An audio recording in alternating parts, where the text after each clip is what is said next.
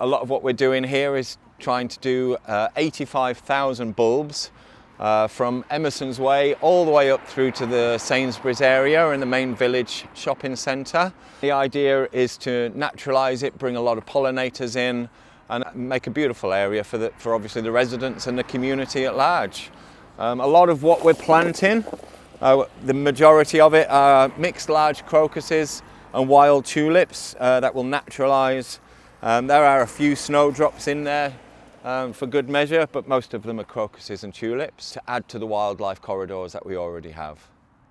We're really thrilled to see all these bulbs being planted along Emersons Way.